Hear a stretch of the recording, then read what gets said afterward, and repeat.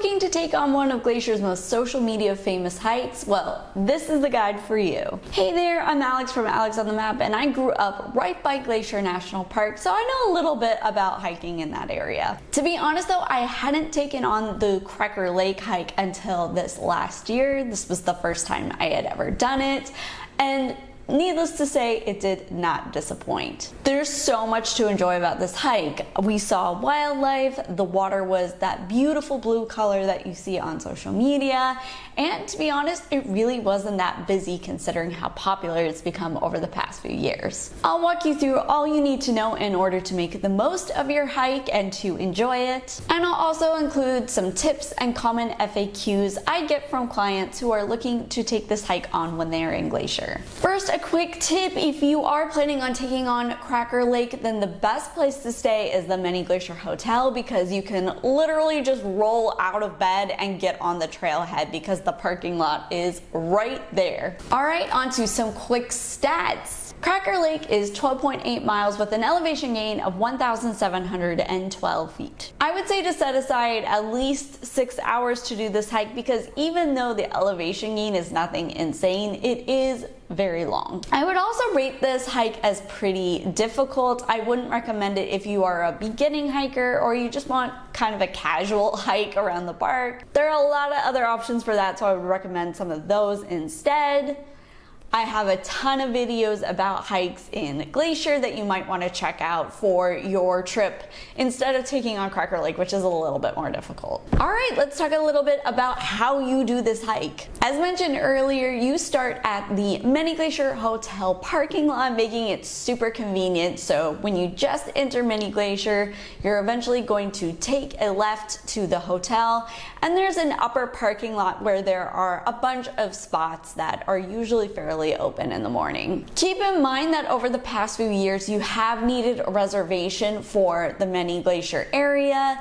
I have a whole video about Glacier National Park reservations that you are likely going to want to check out just to make sure that you have everything you need. And I'm also going to add that the Swift Current area of Mini Glacier will be closed this next year. So the parking lot is likely to be a lot more full at the Mini Glacier Hotel than it has been in years past. Just making sure that you have this all in mind when you're planning your trip and you don't end up sitting there waiting for a parking space that's never going to come. Once you've arrived at that parking lot, the sign is pretty straightforward. You're going to look to the left if you are looking at the Mini Glacier Hotel, and you'll see a sign that says Cracker Lake / Pecan Pass. After you've hiked down this trail for a little while, there'll be a sign for Cracker Flats and Cracker Lake. Obviously, you're going to head the direction of Cracker Lake. Another thing you're going to want to keep in mind about this hike is that you do share it with a lot of horses with the tours that are going on at the same time.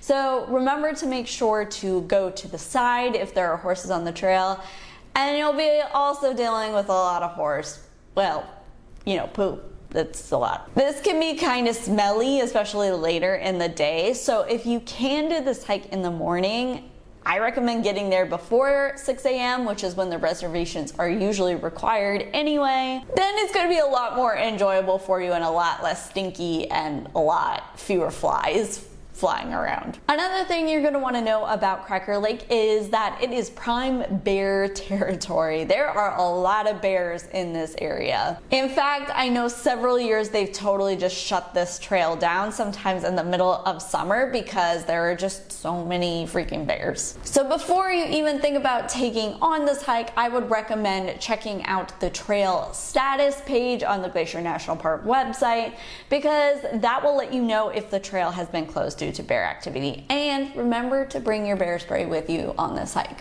After you've hiked about a mile in, you're going to see Lake Sherburne on your left. It's just a beautiful lake kind of at the entrance of Mini Glacier. This is really nice if you are getting up in the morning, because you'll see the sun rising over the lake. There's also going to be a bunch of vegetation on this trail. I don't know if it's as maintained as well as some of the other trails in the park, but expect to be bushwhacking a little bit bit as you make your way through. After this, you're going to hit a series of switchbacks, and they're relatively gradual, nothing too strenuous. From there, you're going to reach more vegetation, and we actually ended up hearing a very loud sound and later found out it was probably a grizzly bear in this area walking on the river rocks nearby. Again, this is why it is super important to remember bringing your bear spray and being extra cautious in those vegetation packed areas, because oftentimes that's where bears are feeding on berries and things like that. Once there, you're going to reach a low flowing river too, where you will cross on a bridge. It's a very solid bridge, so no worries about it falling or anything like that. From there, it's just a continuation of elevation, just pretty steady all the way.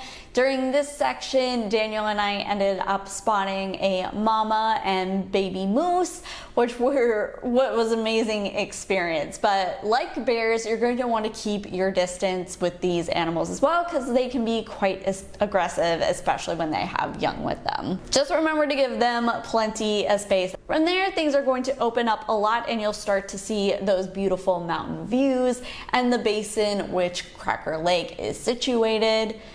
We went in July, so there were a ton of gorgeous wildflowers, and it just ended up being a spectacular time to go. This is also not a very difficult part of the hike. Again, I wouldn't say that this is really strenuous in terms of gradient, but it is long, so you will need to have a little bit of endurance and stamina. From there, you're going to reach the shoreline of Cracker Lake, and it is just absolutely gorgeous. It looks just like it does in these beautiful pictures that you see online. To be honest, we also didn't see a ton of people, which was surprising considering the time of year we were going was one of the most popular times to visit the park. But there are people camping at the campground, and you can do this as a backcountry hike if you would like. So just keep that in mind when you are all sharing the same space. All right, here are some tips I found helpful while hiking Cracker Lake myself, and also some from some clients as well who have done this hike. First and foremost, I totally recommend that you hike early in the morning. Again, this allows you to skip that whole reservation system that we were talking about earlier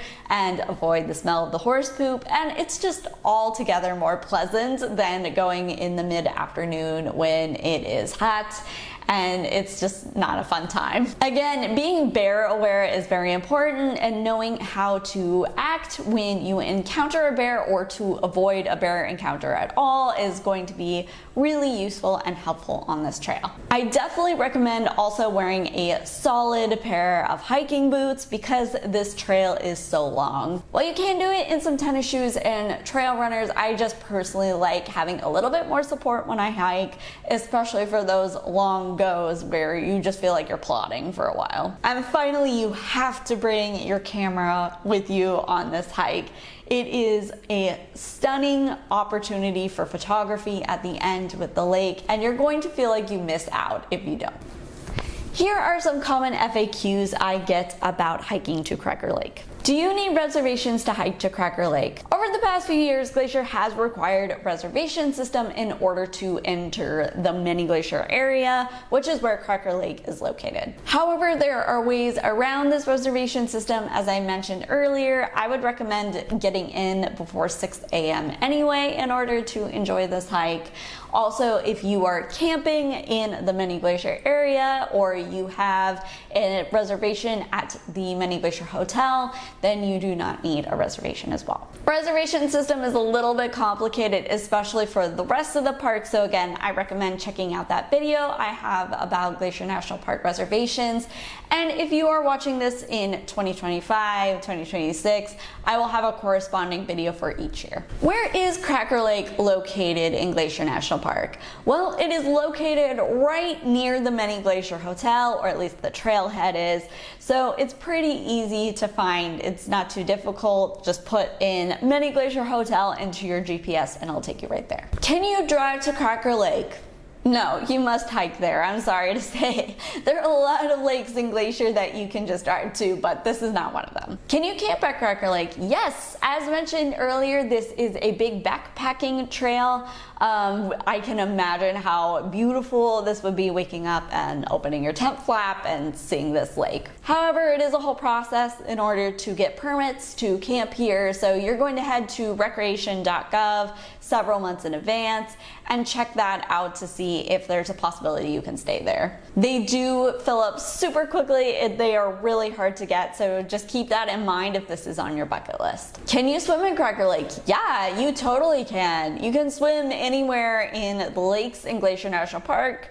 Again, they are super cold, so just keeping that in mind when you jump in, that you're gonna want a way to warm up really quickly, even in the summer months, because there is a slight risk of hypothermia. But I've seen people in floaties out there with like those little chicken wing things. So, I mean, have a great time, enjoy. Why is Cracker Lake so blue? So, like a lot of mountain lakes where you see that variation of blue color, this is from the moraine that has come from the glaciers that have passed through over the many years that this area has existed. Moraine is just basically a bunch of silt that has been created from these glaciers passing through and working their way down. I hope this has been helpful for you when planning your Cracker Lake hike. If you have any questions whatsoever, feel free to let me know in the comments, and make sure to hit that subscribe button and the bell notification button for more videos on Glacier and our national parks. Also, if you need help planning your national park trip for next year,